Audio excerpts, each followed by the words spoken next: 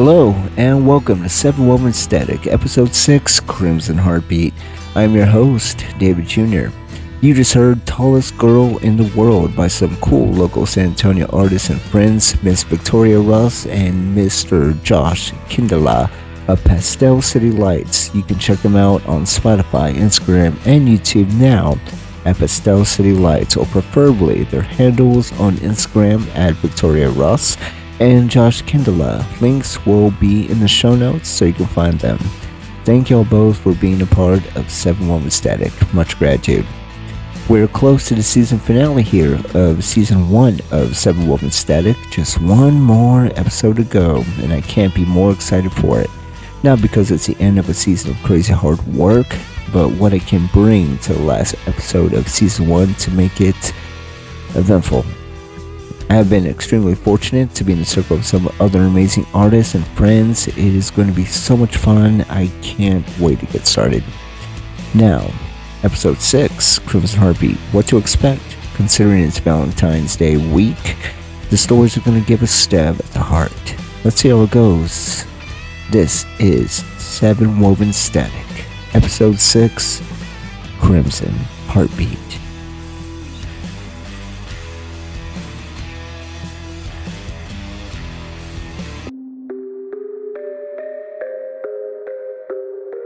Episode 6, Story 1, Cupid's Dark Arrow.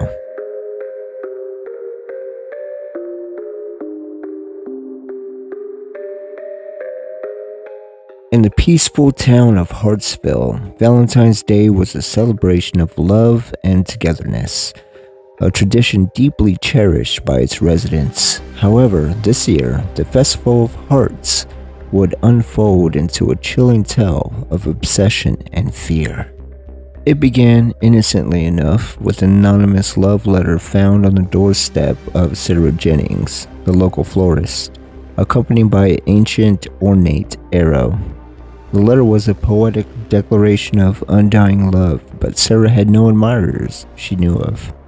Yet upon touching the arrow, something within her stirred. An overwhelming obsessive love for a man she barely knew, Tom Harding, the town's librarian. Within days, more letters appeared, each with its own arrow targeting single residents of Hartsville.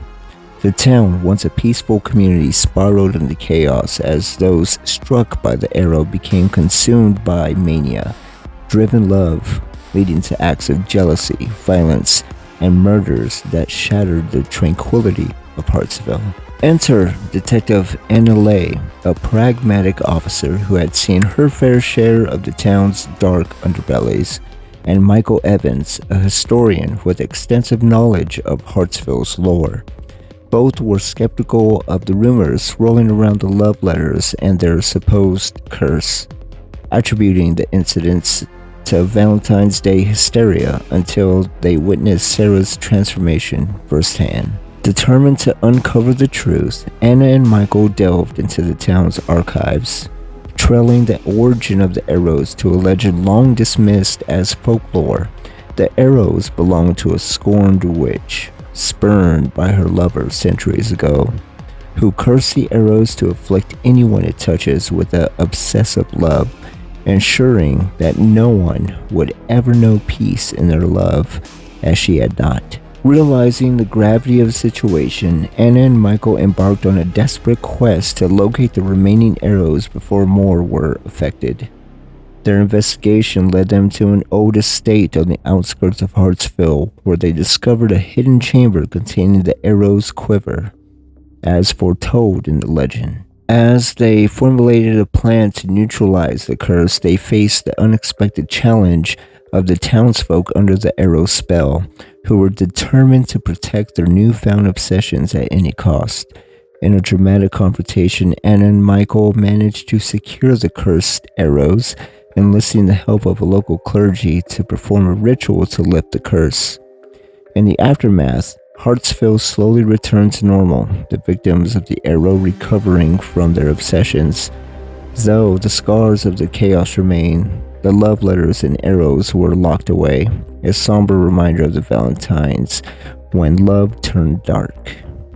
Detective Anna Lay and Michael Evans, once skeptics, had become unlikely heroes of Hartsville, their bond strengthened by the ordeal. As they watched the town heal, they knew that the legend of the cursed arrows would be etched in Hartsville history forever, a cautionary tale of love's dark side on Valentine's Day.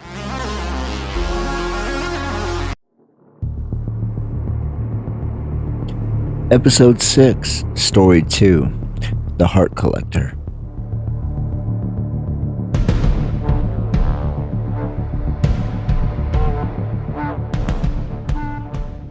In a serene suburb of Elmwood, Valentine's Day was a time for celebration, marked by exchange of chocolates, flowers, and heartfelt cards. However, beneath the veneer of the idyllic community lay a dark history, resurrected every few years by a gruesome tradition. The Heart Collector, a moniker given by an elusive serial killer, reemerged with a chilling punctuality, leaving behind a macabre trail of victims, each with their hearts expertly excised. Amy Carter, a young and ambitious journalist for the Elmwood Gazette, had a personal stake in the story. Her mother, Julia, was one of the Heart Collector's first victims, a case that remained unsolved and had haunted Amy since childhood.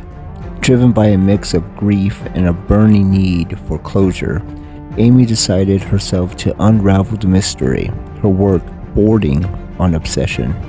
As Valentine's Day approached, the town was gripped by fear, and Amy sensed the Heart Collector's inevitable return. Her investigations led her to pore over the case files of past victims, searching for overlooked connections or patterns that the police might have missed. It was during one of these late-night sessions that she stumbled upon a startling detail. Each victim had received an anonymous Valentine's card days before their disappearance, a fact not widely known to the public. Armed with this newfound information, Amy worked tirelessly, her investigation drawing the attention of Detective Alex Moreno, who was leading a task force against the Heart Collector. Initially dismissive of Amy's involvement, Alex grew to respect her insight and determination, and an uneasy partnership formed between them. Their investigation took a dark turn when Amy received her own anonymous Valentine's card. Fearing for her safety, Alex insisted on protective custody, but Amy saw it was an opportunity to draw the killer out. Against Alex's better judgment, they used Amy as bait in a high-stakes trap to catch the Heart Collector. On the night of Valentine's Day, under the cloak of surveillance, Amy waited. The tension was palpable. The silence of her home, punctuated by the soft buzz of the team's communications. Then, the unimaginable happened. The Heart Collector bypassed all their defenses, leaving behind a single chilling clue. A photograph of Amy's mother with a man Amy recognized, her estranged father, presumed dead years ago. The revelation rocked Amy to her core, casting a shadow over everything she thought she knew about her past. Her investigation pivoted, focusing on her father's mysterious life and disappearance. Digging deeper, Amy uncovered a web of lies and deceit, leading to a shocking discovery. Her father had been living under a new identity, his life intertwined with several of the Heart Collector's victims. Confronting her father, Amy demanded the truth. The confrontation was emotional and tense, unraveling the heartbreak and manipulation that had led him down a path of darkness. He confessed to being the Heart Collector, driven by a twisted sense of love and loss, his actions a misguided attempt to cope with the grief of losing Julia, Amy's mother. The confession was a devastating blow to Amy, her quest for the truth culminating in a tragedy that was deeply personal. With her father's arrest, the killings ceased, but the scars left on Elmwood and on Amy's heart were undeniable. She penned a final article in the Gazette, not just as a journalist closing the case, but as a daughter grappling with the duality of love and horror intertwined in the legacy of the Heart Collector. Valentine's Day in Elmwood would forever bear the imprints of the Heart Collector's legacy, a somber reminder of the fine line between love and obsession. For Amy, the journey had been one of harrowing discovery, but also healing, as she found closure for her mother's death and forged a path forward, determined to live a life defined not by tragedy, but by resilience and hope.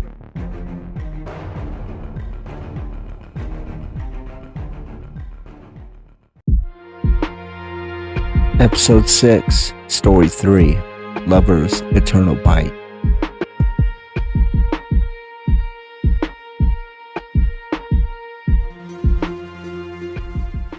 In the mist-shrouded countryside stood Ravenwood Manor, a sprawling estate that had whispered secrets of love, betrayal, and vengeance for centuries. When the newlyweds, Ethan and Mia, chose it as their new home, they were enchanted by its gothic beauty, unaware of its tragic tale that lingered within its walls.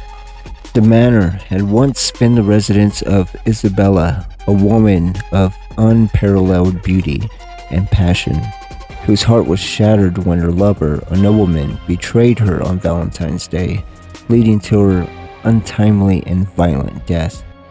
Her spirit, unable to find peace, roamed the corridors of Ravenwood, yearning for the love that had been cruelly snatched from her. At first, Ethan and Mia's life in the manor was blissful, a dream of marital happiness. But as Valentine's Day approached, a series of eerie occurrences began to unravel the fabric of their reality. It started with whispers in the night, so faint that they could be mistaken for the wind. Then, Mia noticed Ethan's increasingly distant demeanor, his eyes often glazed as if lost in another world. Unbeknownst to Mia, Ethan was experiencing visions of Isabella, who revealed her tragic story to him in dreams that felt all too real. She appealed to his sympathy, his sense of justice, and most dangerously, to his heart. Isabella's ethereal beauty and sorrowful tale ensnared Ethan, creating a bond that transcended the boundaries between the living and the dead.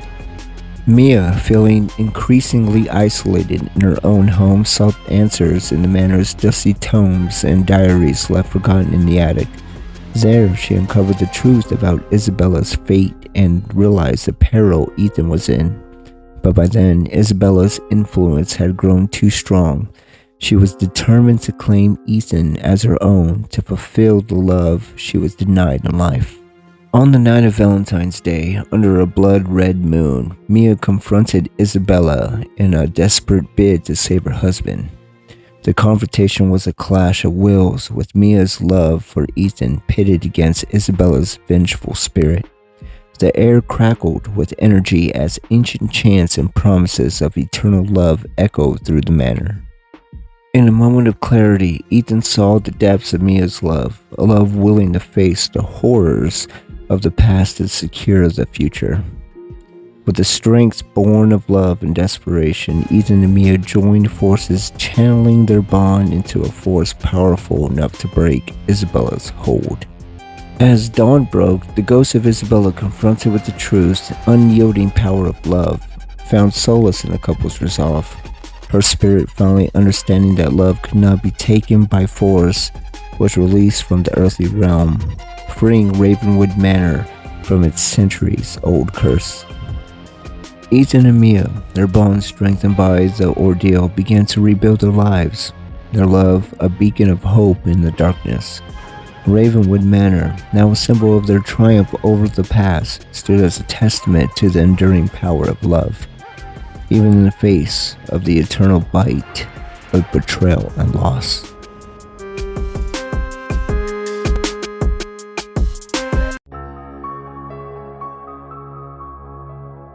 Episode 6, Story 4, Valentine's Vendetta.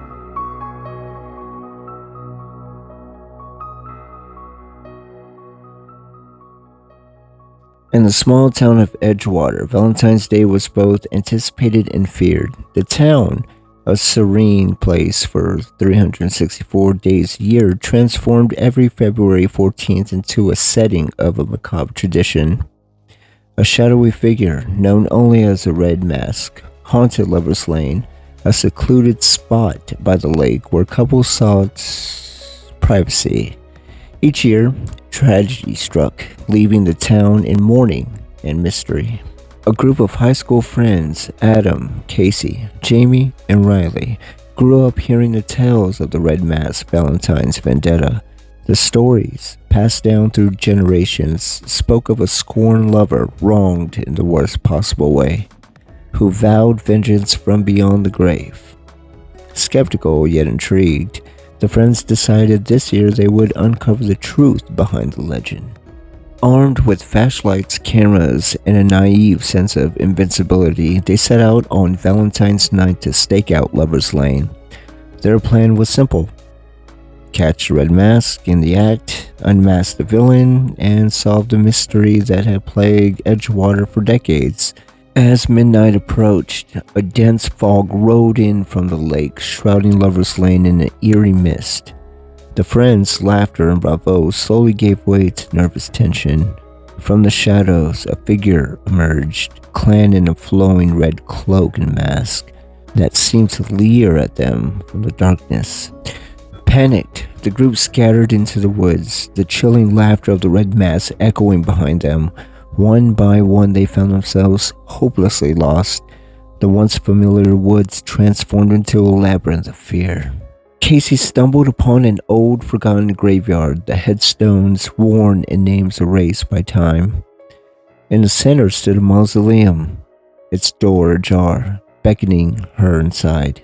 With nowhere else to turn, she entered, finding an altar adorned with Valentine's Day memorabilia, cards, chocolates, and withered roses, tributes to a love story that had ended in tragedy. The truth hit Cassie like a cold wave. The Red Mask was the spirit of Eleanor Gray, a young woman who, a century ago, was stood up at the altar on Valentine's Day. Humiliated and heartbroken, Eleanor had taken her own life, vowing vengeance on the lovers of Edgewater. Rushing back to warn her friends, Cassie's revelation came too late. The Red Mask had already enacted its yearly vendetta. Adam, Jamie, and Riley were found hanging by their necks from a dead tree, barely able to touch the ground with their toes to give them more time on their lives. On the ground of each hanging friend was a wilted rose, an ominous token of Eleanor's undying sorrow. Cassie made a heartfelt plea to the Red Mask for her friends she loved. "Eleanor, please, don't. You're not alone." The Red Mask glared down at Cassie, her eyes a hollow black, mirroring. Cassie could feel some kind of connection of sympathy staring back. Then the ropes around Adam, Jamie, and Riley snapped, casting each friend to the ground with a gasp of coughing breaths.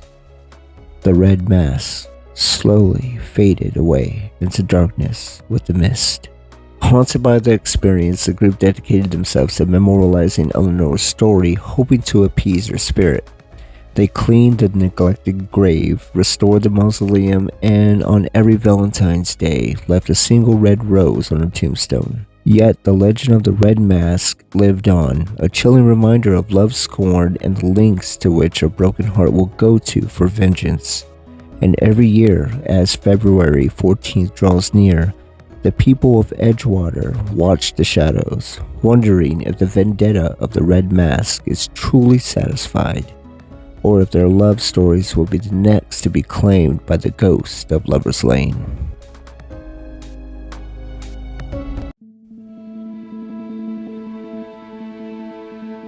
Episode 6, Story 5, Roses of Wrath.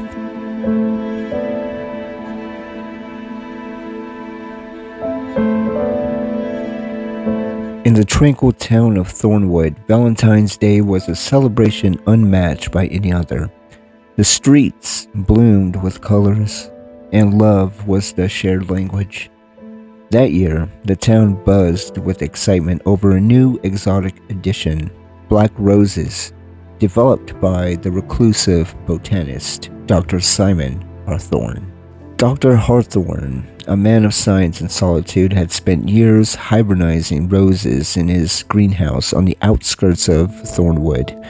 His creation, the Midnight Velvet, was a rose of such deep black it seemed to absorb the light around it. Its beauty was undeniable, and its allure irresistible. As Valentine's Day approached, the Midnight Velvets became the town's sensation. Lovers, friends, and admirers exchanged these dark beauties, completely unaware of their sinister nature. But soon, the unsettling effects of the roses began to surface. People who had inhaled the fragrance of the Midnight Velvets reported experiencing vivid nightmarish hallucinations. These visions were so intense that they blurred the line between reality and fantasy, plunging the town into chaos. Relationships strained under the weight of suspicion and fear, and the once peaceful streets of Thornwood were now pathways to terror. Amidst the growing madness, Dr. Hawthorne isolated himself, guilt-ridden and frantic for a solution. He delved into the botanical texts and experiments, searching for an antidote to the horror he had unwittingly unleashed. His research revealed a chilling truth. The essence of the Midnight Velvet contained a potent, psychoactive compound, a relic of its genetically modified ancestors. In a race against time, Dr. Hawthorne developed a counter-agent, a fragrance distilled from the essence of another of his creations, the Dawn's Light. A rose as white as purity itself. He disseminated the antidote throughout Thornwood, diffusing it into the air and distributing it at the heart of the community, the town square. Slowly, the nightmarish visions began to fade and clarity returned to the afflicted. The town, once on the brink of self-destruction, found solace in the sweet, cleansing scent of the dawn's light. In the aftermath, the Midnight Velvets were destroyed, their beauty forever marred by the memories of the terror they had brought. Dr. Hawthorne, once celebrated as a genius, now carried the weight of Thornwood's darkest Valentine's Day. He retreated further into his work, his greenhouse a sanctuary for his guilt and a barrier from the world he had almost destroyed. Thornwood recovered, its residents wary of the price of beauty and the dangers of tampering with nature.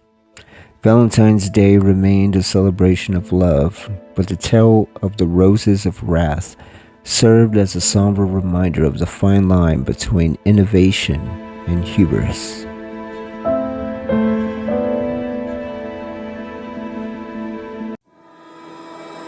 Episode 6, Story 6, V Massacre Reenacted.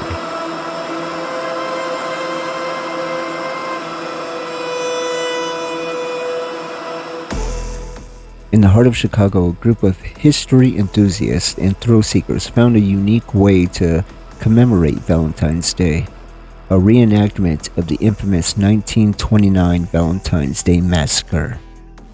The idea was born out of fascination with the Prohibition era and a desire to bring a piece of history to life. They rented an old warehouse in the city similar to the original site and prepared meticulously assigning roles and gathering period-appropriate costumes and props. The group, consisting of friends and acquaintances from various walks of life, eagerly embraced their roles. Among them were Marcus, the organizer, who had always been fascinated by gangster lore, Emily, a history teacher with a penchant for the dramatic, Alex, a quiet but curious film student, and several others who shared a passion for the past. As a reenactment began under the dim lights of the warehouse, the participants found themselves immersed in the roles of the infamous gangsters of their victims. Fake Tommy guns, period costumes, and scripted dialogues all contributed to the chilling atmosphere, transporting them back to 1929. However, as the night unfolded, the line between reenactment and reality began to blur. Alex, playing one of the victims, was the first to disappear. Initially, his absence was attributed to a commitment to authenticity, perhaps taking a moment to lie out of sight. But when he failed to rejoin the group and his phone went unanswered, a ripple of unease spread among the participants. Then, Emily vanished. One moment she was there, laughing in character, and the next, she was gone. Her prop gun left abandoned on the floor. Panic set in the group, realizing that someone was taking the reenactment too far, turning their historical tribute into a horrifying game of survival. Suspicion poisoned the camaraderie that had once united them. Accusations flew, alliances formed and fractured in breaths. As they tried to unmask the perpetrator among them, the warehouse, once a stage for their shared interests, became a labyrinth of shadows and danger. Marcus, desperate to restore order and safety, attempted to rally the group, but rust had eroded too far, too fast. With each passing hour, another participant was picked off, disappearing into the bowels of the warehouse, leaving behind only traces of their presence and the echoes of their screams. The game of survival reached its climax as the remaining friends discovered the horrifying truth. The perpetrator was none other than one of their own, driven by an obsession with the massacre and a desire to relive the infamy and brutality of the past. This revelation came too late for some, as they found themselves trapped facing a twisted mirror of history. In the end, only a few survived the night, their escape a testament to luck more than anything else. The warehouse was abandoned once more, a silent witness to the night's events. The police investigation revealed the extent of the betrayal, unearthing a meticulously planned vendetta fueled by a fascination with the darkest aspects of human history. The survivors were left to grapple with the aftermath, their friendship shattered by the realization that one among them could orchestrate such horror. The Valentine's Day Massacre reenactment became a cautionary tale, a grim reminder of the dangers of blurring the lines between the past, present, fiction, and reality. And every year, as Valentine's Day approaches, the tale is whispered anew, a chilling legacy of the night's history that was brought to life in the most terrifying way imaginable.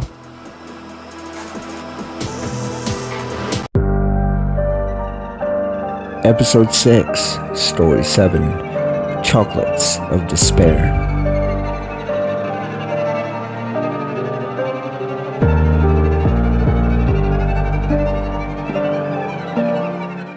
In the middle of a bustling city stood Cocoa Heart, a chocolate shop renowned for its artisanal chocolates and quaint charm. As Valentine's Day approached, the owner, Lara, unveiled a new line of chocolates dubbed Lover's Bliss, infused with exotic ingredients purported to hail from the depths of the Amazon. The chocolates were an instant sensation, their unique flavors, rumored aphrodisiac qualities, making them a must-have gift of the season. However, within days of the chocolate's release, reports began to surface of individuals falling gravely ill after consuming them. The victims, struck by a mysterious ailment, experienced agonizing pain, hallucinations, bleeding eyes, and in some cases, tragically ending in death, or some causing others to murder. The city was gripped by fear as the death toll rose and lovers' bliss became known as the chocolates of despair. Detective Lucas Grant, a seasoned officer with a keen intuition, was assigned to the case. His investigation quickly led him to Cocoa Heart, where he met Lara, a woman devoted to her craft and seemingly devastated by the unfolding events. Despite her cooperation, Lucas couldn't shake the suspicion that the key to solving the mystery lay within the walls of her shop. As panic spread through the city, Lara embarked on her own desperate quest to uncover the truth. She traced the origin of her ingredients, a journey into research that took her deep into the Amazon, where she learned of a rare toxin used by indigenous tribes in rituals capable of inducing the very symptoms that had claimed the lives of her customers. Horrified by the realization that this toxin had somehow contaminated her chocolates, Lara was now armed with knowledge but faced with the daunting task of proving her innocence. The toxin, she discovered, was not listed amongst the ingredients supplied by her vendors, leading her to suspect of sabotage. Meanwhile, Detective Grant's investigation unearthed a web of jealousy and deceit, revealing that Lara's main competitor had tampered with her chocolate ingredients. Envious of Cocoa Heart's success and blind to the deadly consequences of their actions.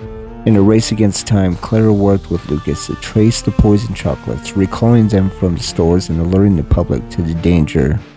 Together they managed to prevent further tragedy, but the shadow of the chocolates of despair lingered over the city. In the end, Cocoa Heart closed its doors, its reputation in ruins. Lara, though cleared of any wrongdoing, was left with the bitter taste of betrayal. Her dream turned nightmare by the greed and malice of another. Detective Grant, for his part, remained a frequent visitor, not for the sake of investigation, but out of a newfound respect and shared sorrow for what had been lost. The chocolates of despair became a cautionary tale, a somber reminder of the fragility of trust and the deadly consequences of envy. And for Lara, Valentine's Day would forever be marked not by the sweetness of chocolate, but by the bitter memory of innocence lost.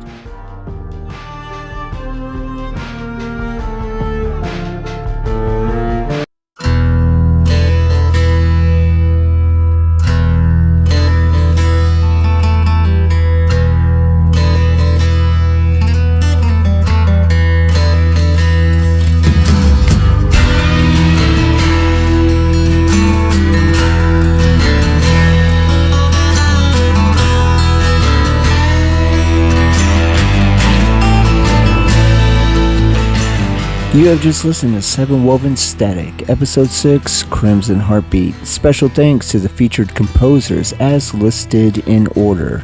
Wilderness by Serj, Anto, Ascension by Sam Marshall, Aggressor by Sam Marshall, Breaking News featuring Poccex by Jumbo, Can't Find My Way Back by Joel Martinson, Dark Crystals by Daria, Navo, Elysian Fields by Ross Lara, End of Days by Mike Block. I have been your host, David Jr., and this has been 7WoveN StatiC, Episode 6, Crimson Heartbeat. Special thanks, and playing this episode out is Victorya Ross and Joshua Kindala of Pastel City Lights with their single, Tallest Girl in the World. Till next time, bye y'all.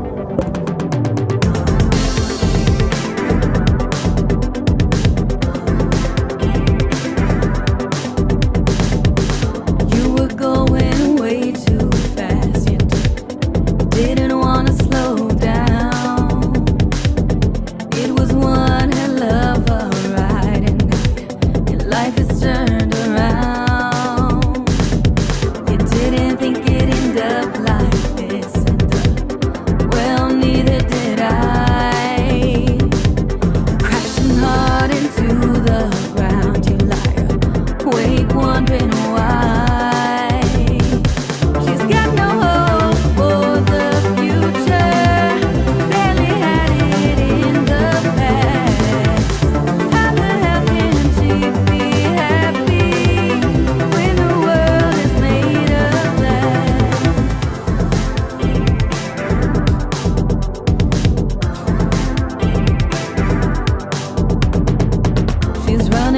'cause she's always running, but what's she running from? She thinks she's dancing through the pain. She doesn't realize her feet are numb. The music's loud and there's no one home, and you can't tell her otherwise.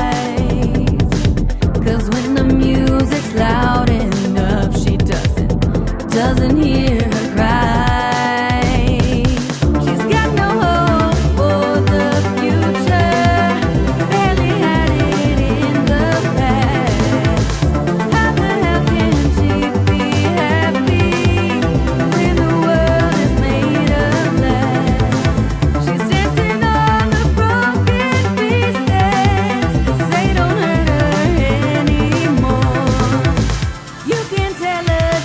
Not happy when her tears are on the floor.